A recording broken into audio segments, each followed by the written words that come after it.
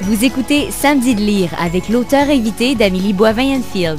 On est maintenant rendu au moment de l'émission où c'est à mon tour de présenter les livres que j'ai lus cette semaine à mon auteur invité. Cette semaine, c'est Dominique Bertrand. Oui. Et on va commencer avec le premier roman. Oui, alors c'est Les Blondes de Emily Schultz. Et puis là, on en discutait. Moi, je ne l'ai pas lu, mais ça me donne envie de le lire pas mal. Qu'est-ce que ça raconte? Mais ça raconte l'histoire de Hazel Eyes qui vit à New York depuis quelques temps et là-bas pour faire son doctorat.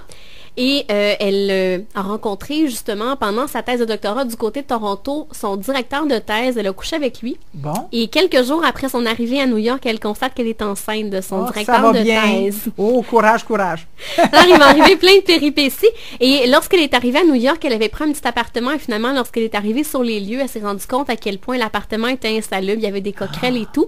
Alors, elle s'est réfugiée dans un hôtel où elle habite depuis plusieurs semaines. Mais je savais pas qu'aux États-Unis, on ne peut pas rester dans une chambre d'hôtel plus que 14 jours parce que sinon, on devient comme ça nous Non, mais c'est comme si ma chambre nous appartenait. Alors, on ne nous permet pas de rester plus que 14 jours dans la chambre. Ah, je savais pas ça, moi non plus. Moi non plus. Alors, on apprend ça dans l'histoire.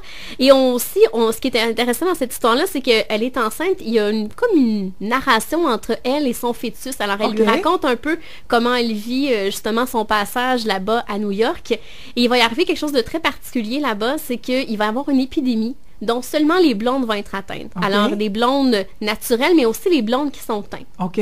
Et ces femmes-là, lorsqu'ils vont être atteintes de cette épidémie-là, vont devenir complètement folles et vont tuer des gens, tous les gens qu'ils croisent sur leur passage.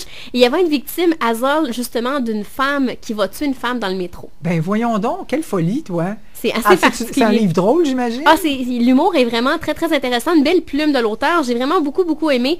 Et très bonne idée de l'auteur, justement, d'avoir fait ça, sur ce sujet-là. Puis on a un petit ici, Edgar Payette de Simon Boulris. Oui, alors c'est l'histoire d'Henri, qui est le grand frère d'Edgar, qui est un enfant qui est différent.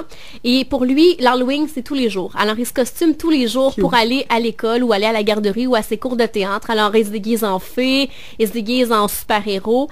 Et son frère, Henri, a de la difficulté un peu avec ça parce qu'il se sent un peu invisible. Okay. Il a l'impression que tout le monde aime son frère, mais que personne ne le voit, personne ne l'apprécie pour ce qu'il est. Mais c'est un beau livre, justement, sur la différence. Ça fait beaucoup réfléchir et j'aime beaucoup la plume de cet auteur-là, Simon Boulris.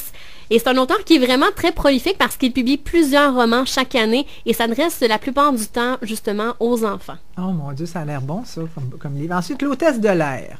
Oui. D'Élisabeth Landry.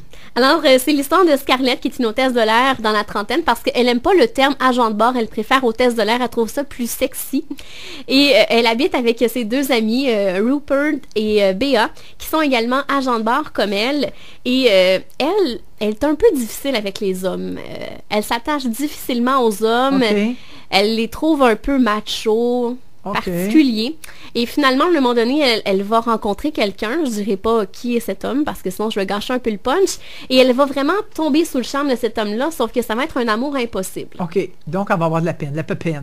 Ben, elle va avoir une décision à prendre, à savoir si elle se lance dans cet amour impossible ou si elle met de côté, elle s'abstient complètement. Et ce qui est le fun, c'est que c'est rare qu'on parle justement du métier d'agent de bord. C'est vrai, c'est Et elle nous parle justement de l'envers du décor des agents de bord. Ce qu'on connaît pas. Comme par exemple, des agents de bord qui sont sur appel et qui sont réveillés aux aurores le matin, qui ont à peine 30 minutes pour s'habiller et se rendre à l'aéroport parce qu'il y a une collègue qui n'est pas rentrée travailler ce matin-là. Donc, c'est de la chick-lit, ça. La chick-lit, mais différente, parce qu'habituellement, la chick-lit, c'est souvent des femmes dans la trentaine qui sont célibataires et qui travaillent dans le domaine des médias. Cette fois-ci, ben, c'est en tant qu'agent de bord. Oui. Exactement. Ensuite, on a Marie Potvin qui signe Les héros, ça se trompe jamais. Tome 2.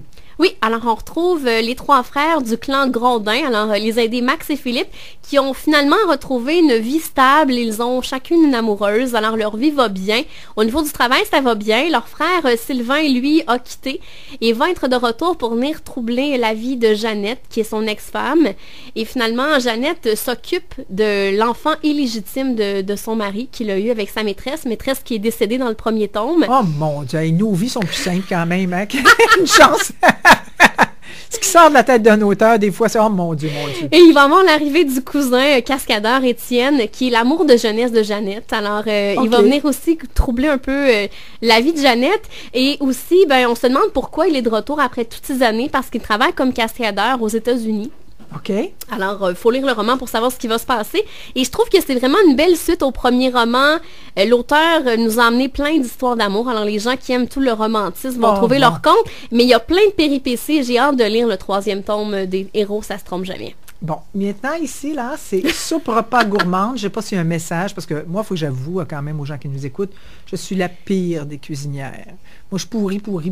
Alors, ça se pourrait très bien que je m'en aille avec ce livre-là. Après, soupe repas gourmande de Anne-Louise Desjardins. Est-ce que tu penses que il y a quelque chose à faire avec moi, avec ce livre? Bien, je pense que oui, parce que c'est des recettes qui sont faciles, très bien expliquées par l'auteur. C'est le mot qu'il faut prononcer quand on parle de cuisine, à mon cas.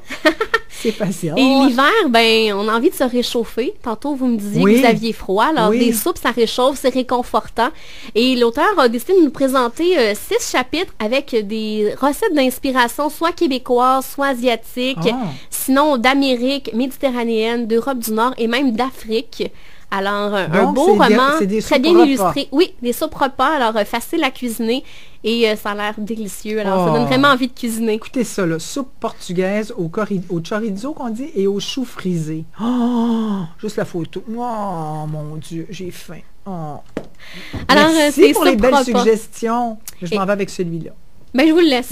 Merci beaucoup. Alors, on se reparle dans les prochains instants avec la conclusion de l'émission. Parfait.